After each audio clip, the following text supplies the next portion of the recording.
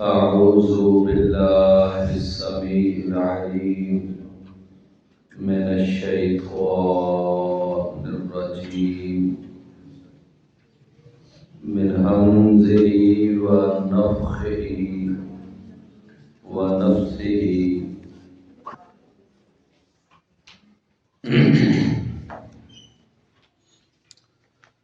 ترجي من تشاء منهن وتؤوي إليك من تشاء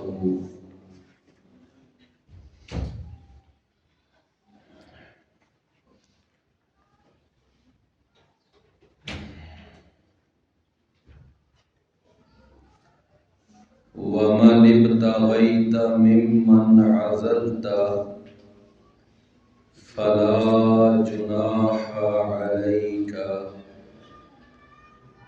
ذلك أدنى أن تقر أعينهن ولا يحزن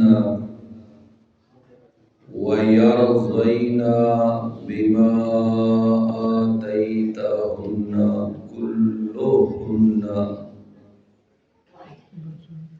والله يعلم ما في قلوبكم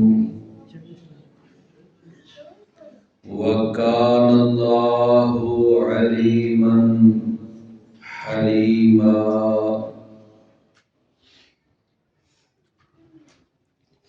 ترجي من تشاء منهن آپ مؤخر کر دیں جس کو چاہیں ان میں سے، یعنی اپنی بیویوں میں سے،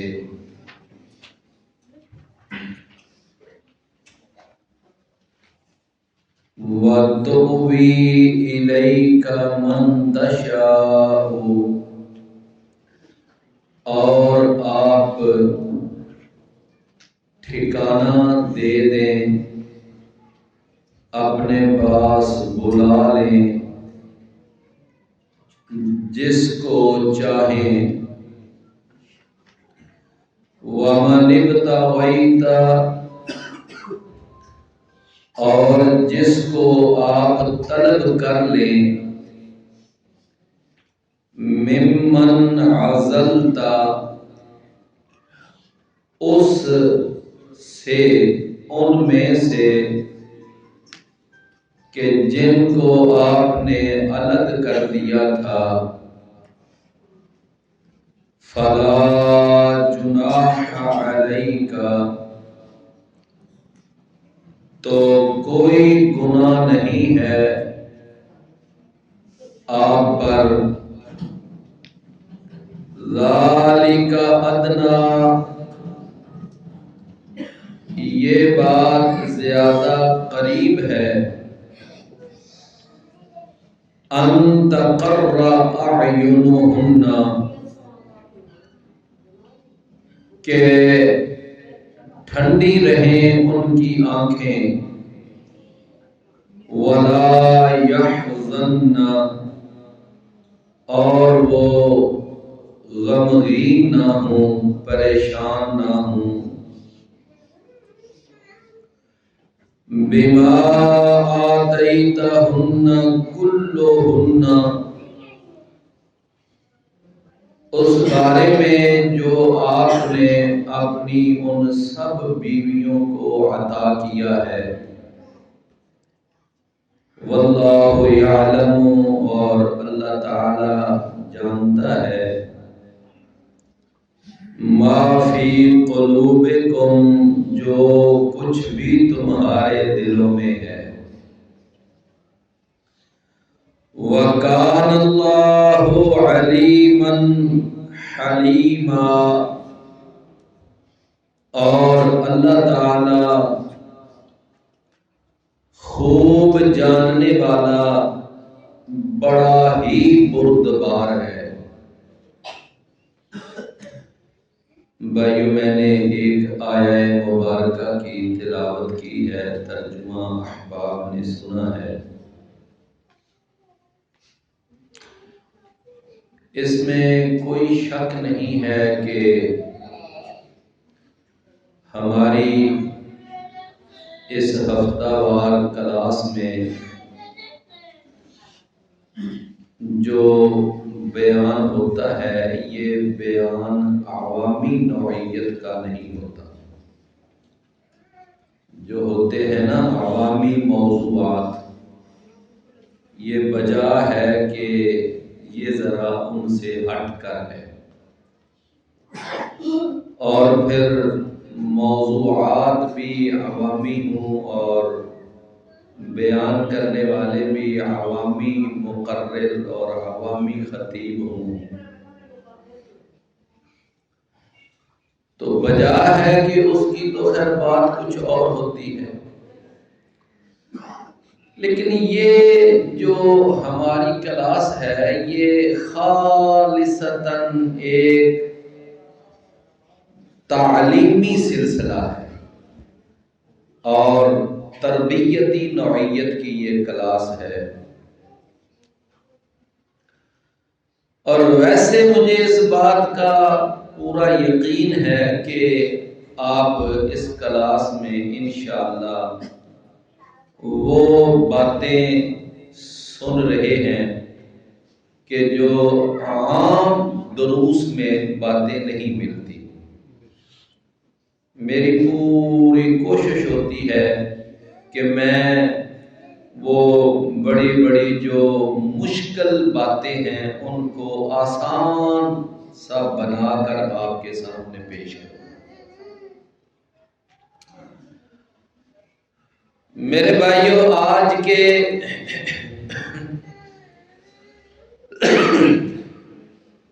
سبق میں سب سے پہلے جو میں نے آپ کو بات یاد کروانی ہے وہ یہ ہے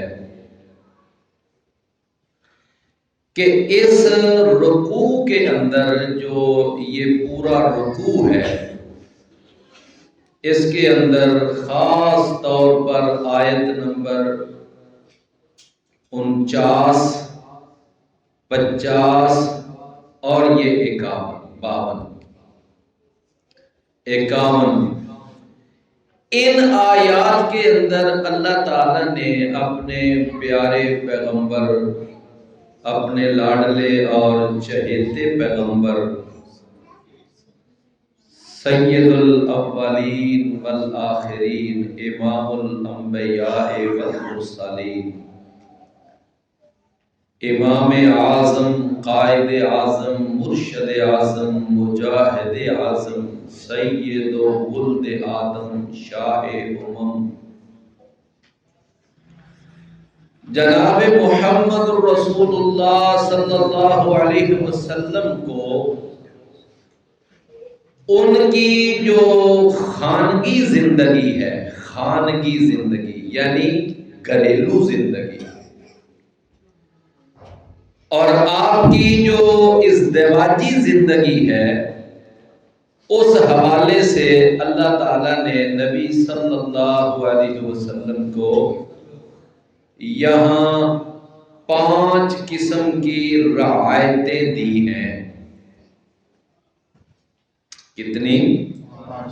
5 قسم کی رعایتیں، گنجائشیں، سہولتیں، انگلش میں کہتے ہیں فیسلٹیز۔ اللہ تعالیٰ نے اپنے نبی کو 5 سہولتیں یہاں پر بیان فرمائی ہے۔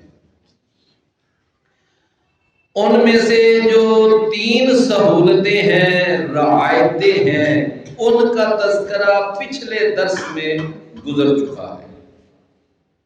آج میں صرف ان کو رپیٹ کرنے کے لیے، ذہن نشین کرنے کے لیے صرف اتنا بتاؤں گا کہ ان میں سے پہلی گنجائش اللہ نے یہ بیان کی ہے کہ اے نبی صلی اللہ علیہ وسلم، امت کے لیے تو مسئلہ یہ ہے کہ وہ زیادہ سے زیادہ ایک وقت میں 4 بیویاں اپنے نکاح میں رکھ سکتے۔ فَانْكِحُوا مَا طَابَ لَكُم مِّنَ النِّسَاءِ مَثْنَىٰ وَثُلَاثَ وَرُبَاعَ۔ لیکن ہم آپ کو ایک خصوصی طور پر یہ گنجائش دے رہے ہیں، چونکہ آپ نے اسلام کو پھیلانا ہے، اسلام کی دعوت عام کرنی ہے، اور آپ کے لیے کچھ ایسی ضروریات ہیں جو امت کے افراد کے لیے نہیں، تو لہذا آپ نے یہ کرنا ہے کہ آپ جس بھی خاتون کا حق مہر دے دیں تو آپ اس کے ساتھ شادی کر سکتے ہیں، نکاح کر سکتے ہیں۔ ہم آپ سے وہ 4 کی پابندی اٹھا رہے ہیں۔ یہ کیا ہے؟ پہلی رعایت، سمجھ آئی بات کی؟ اور آپ دیکھ لیں کہ یہ ہے یا ایھا النبی انا احللنا لک ازواجک اللاتی آتیت اجورہن، یہ اللہ نے رعایت دی ہے۔ دوسری رعایت جو اللہ تعالیٰ نے نبی کریم صلی اللہ علیہ وسلم کو دی وہ یہ ہے کہ اے نبی، آپ کی یہ جو 4 قسم کی رشتہ دار خواتین ہیں، کتنی؟ 4۔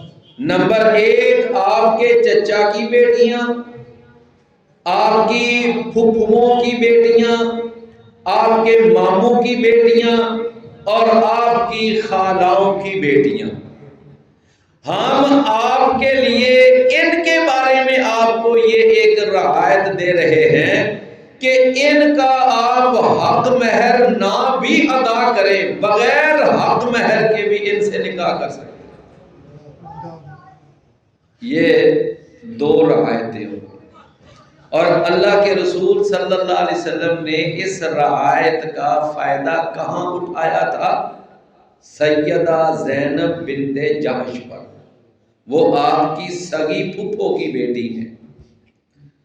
تو نبی صلی اللہ علیہ وسلم نے بغیر حق مہر ادا کیے، بغیر ولی کی اجازت کے اور بغیر گواہوں کی موجودگی کے اور بغیر ایجاب و قبول کے، فقط حکم الہی کے مطابق ان کے ساتھ نبی صلی اللہ علیہ وسلم کا نکاح ہو۔ تو یہ 2 رعایتیں ہو گئی، ایک 4 کی پابندی کوئی نہیں، اور دوسری رعایت کیا ہے کہ آپ اپنی ان قریبی رشتہ دار عورتوں سے آپ بغیر حق مہر کے بھی نکاح کر سکتے۔ تیسری رعایت اللہ نے یہ دی کہ اے نبی صلی اللہ علیہ وسلم، اگر کوئی خاتون آ کر آپ کو یہ پیشکش کرتی ہے اور وہ کہتی ہے کہ اے محمد کریم صلی اللہ علیہ وسلم، میں اپنے آپ کو، اپنے نفس کو آپ کے لیے ہبہ کرتی ہوں، کیا کرتی ہوں؟ لہذا آپ جو ہے نا میرے ساتھ بغیر حق مہر کے شادی کر لیں۔ تو نبی صلی اللہ علیہ وسلم نے فرمایا کہ اب یہاں پر بھی ہم آپ کو یہ رعایت دے رہے ہیں کہ اس خاتون کی پیشکش کو قبول کرنا یہ آپ پر لازم نہیں، آپ کا دل چاہے تو قبول کریں، دل نہ چاہے تو قبول نہ کریں۔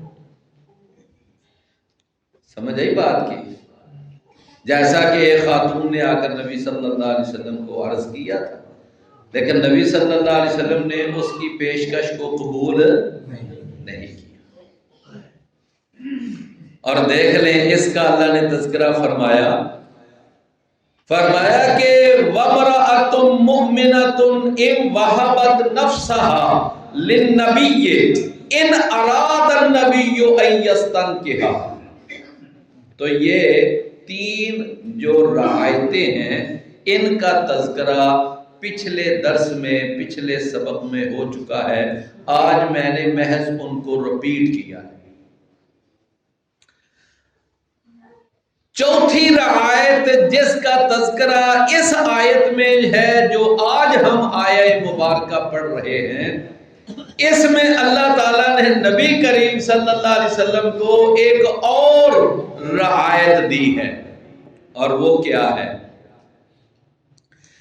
دیکھیں میرے بھائیوں، اسلام نے اگر یہ قانون بنایا ہے نا کہ تم ایک سے زیادہ اور 4 تک نکاح ایک وقت میں اپنے یعنی رکھ سکتے ہو، تو اس کے ساتھ اسلام نے پھر خواتین میں عدل کرنے کا بھی حکم دیا۔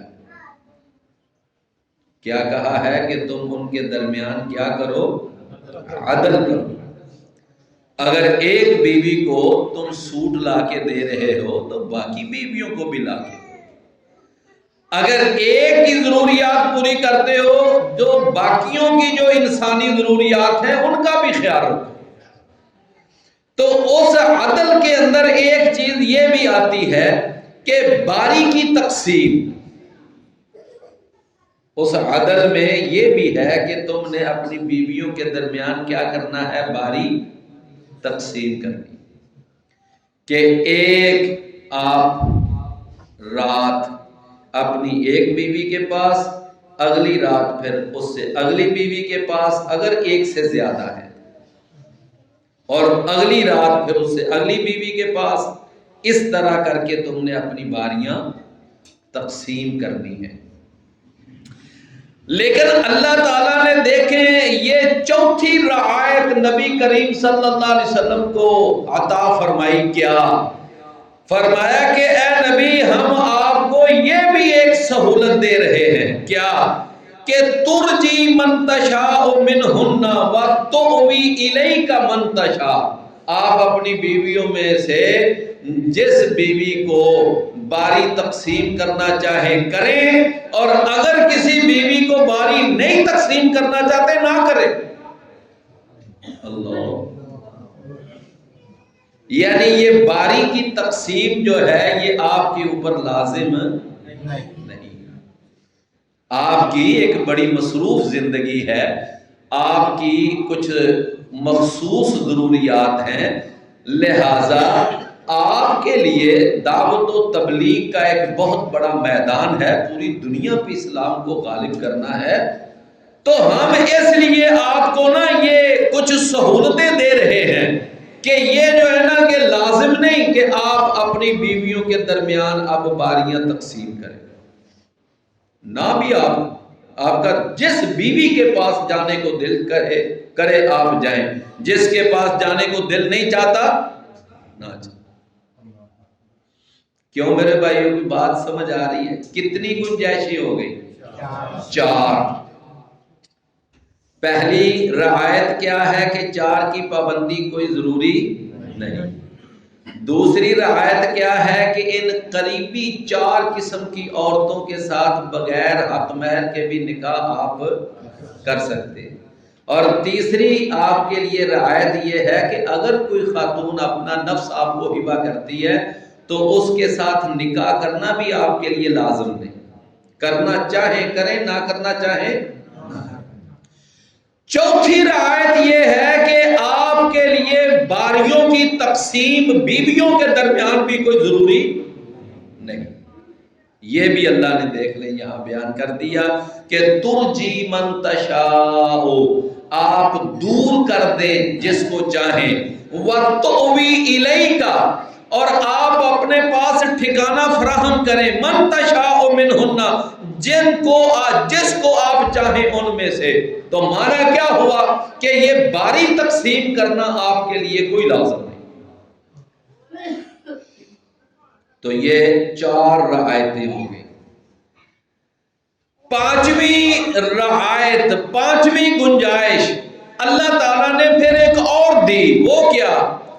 فرمایا کہ اے نبی کریم صلی اللہ علیہ وسلم کہ آپ اگر اپنی کسی بیوی کو یہ فرما دیتے ہیں کہ میں آپ کو میں وقت نہیں دے سکتا، میں آپ کو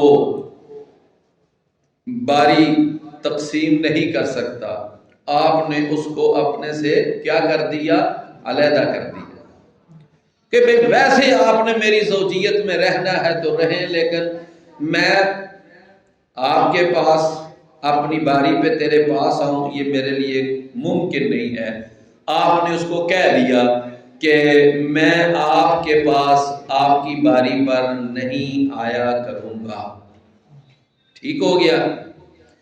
لیکن فرمایا کہ کچھ عرصے کے بعد آپ کا دل کیا کہ میں نے جس کو اپنے سے الگ کر دیا ہوا تھا میں اب اس کی باری کو پھر بحال کرنا چاہتا ہوں، تو اللہ تعالیٰ نے فرمایا یہ بھی آپ کے لیے سہولت ہے، اگر آپ اس کی باری کو پھر بحال کرنا چاہیں تو کر دیں۔ اللہ یعنی اللہ تعالیٰ نے اپنے نبی کو آپ کی بیویوں کے بارے میں کتنی ساری سہولتیں، سمجھ آئی بات کی؟ تو میرے بھائیوں یہ 5 سہولتیں یاد رہیں گی نا۔ آخری 5ویں سہولت کیا ہے کہ اگر آپ نے کسی کی باری کو معطل کر دیا تھا اور اگر آپ اس کی باری کو پھر سے بحال کرنا چاہتے ہیں تو آپ کر سکتے ہیں۔ یہ 5 گنجائشیں، یہ رعایتیں رسول اللہ صلی اللہ علیہ وسلم کو اللہ تعالیٰ نے عطا فرمائی۔ اچھا اب اگلی بات یہ ہے کہ لیکن رسول اکرم صلی اللہ علیہ وسلم کا اخلاق دیکھیے اور آپ کا حسن خلق دیکھیے کہ رسول اللہ صلی اللہ علیہ وسلم کو اللہ تعالیٰ نے حالانکہ یہ ساری سہولتیں دے دی کہ آپ کے لیے باریاں تقسیم کرنا بھی کوئی لازم، لیکن اس کے باوجود نبی صلی اللہ علیہ وسلم اپنی بیویوں کی دلجوئی کے لیے آپ ان کی باریوں کا پھر بھی خیال رکھتے تھے۔ یعنی رسول اللہ صلی اللہ علیہ وسلم نے اپنی بیویوں کے درمیان باوجود اس کے کہ اللہ نے سہولت دے دی، اللہ نے اجازت دے دی، لیکن نبی صلی اللہ علیہ وسلم نے اس کے باوجود بھی وہ باریوں کی تقسیم کا سلسلہ چھوڑا نہیں ہے۔ بھی سمجھ آئے نا؟ اللہ کے رسول اسی طرح باریاں تقسیم کرتے۔ ہاں آپ کو یاد ہوگا کہ میں نے پچھلی دفعہ جب ازواج مطہرات کے نام بتائے تھے تو میں نے عرض کیا تھا نا کہ آپ کی ایک بیوی کا نام تھا سیدہ سودا۔ کیا نام تھا؟ اور یہ رسول اللہ صلی اللہ علیہ وسلم کے یعنی دوسرے نکاح میں آئی۔ پہلا نکاح سیدہ خدیجہ سے، جب وہ وفات پا گئی تو پھر آپ نے اگلا نکاح کن سے کیا؟ سیدہ، اور ان کی عمر اس وقت 50 سال تھی۔ کتنی؟ 50 سال۔ تو سیدہ سودا جو تھی نا رضی اللہ عنہا، ایک تو ان کی عمر کافی زیادہ، یعنی نکاح میں جب آئیں تو 50 سال عمر ہے، اور اس وقت رسول اللہ صلی اللہ علیہ وسلم کی عمر بھی 50 سال کے قریب تھی۔ تو رسول اللہ صلی اللہ علیہ وسلم کے بعد بھی کافی عرصہ یہ آپ کی زوجیت میں رہی، یہاں تک کہ انہوں نے جب وفات پائی تو اس وقت ان کی عمر 84 سال۔ رسول اللہ صلی اللہ علیہ وسلم کے وفات پانے کے کافی سال بعد بھی یہ زندہ رہے۔ تو سیدہ سودا رضی اللہ عنہا، اب ایک تو ان کی عمر بھی زیادہ تھی، کچھ ان کا جسم بھی ذرا یعنی جسیم تھا، تو اس وجہ سے رسول اللہ صلی اللہ علیہ وسلم کی اب ان کی طرف اتنی رغبت نہیں تھی۔ تو سیدہ سودا رضی اللہ عنہا کو ایسے لگا کہ کہیں رسول اللہ صلی اللہ علیہ وسلم مجھے طلاق ہی نہ دے دیں، مجھے اللہ کے رسول کہیں، کیوں وہ باری کی تقسیم کا معاملہ تو کہیں مجھے طلاق ہی نہ دے دے۔ تو سیدہ سودا رضی اللہ عنہا انہوں نے کمال سمجھداری کا مظاہرہ کیا، انہوں نے رسول اللہ صلی اللہ علیہ وسلم سے خود عرض کیا، اللہ کے رسول آپ نا مجھے طلاق نہ دیں اور اپنی زوجیت کے شرف سے مجھے محروم نہ کریں، البتہ میں جانتی ہوں اور میں دیکھتی ہوں کہ آپ کو اپنی بیویوں میں سے سب سے زیادہ محبت سیدہ عائشہ سے ہے، تو میں اپنی باری سیدہ عائشہ کو ہبہ کرتی ہوں۔ بات سمجھ آ گئی نا کہ آپ نے جو میرے پاس آنا ہوتا ہے، مجھے وقت دینا ہوتا ہے نا، آپ وہ مجھے وقت نہ دیا کریں، آپ وہ رات جو ہے، وہ وقت جو ہے، وہ سیدہ عائشہ کے لیے میں آپ کو اجازت دیتی ہوں اور دل کی خوشی سے اجازت دیتی ہوں کہ آپ نا وہ وقت جو ہے وہ کس کو دے لیا کریں، جی سیدہ عائشہ صدیقہ رضی اللہ اکبر۔ سیدہ عائشہ رضی اللہ عنہ فرماتی ہیں کہ اس کے بعد وہ جو باری سیدہ سودا کی تھی نا، وہ باری بھی میرے حصے آ گئی۔ تو اب سیدہ عائشہ کے لیے کتنی باریاں ہو گئیں؟ 2، اور باقی بیویوں کے لیے 1 باری۔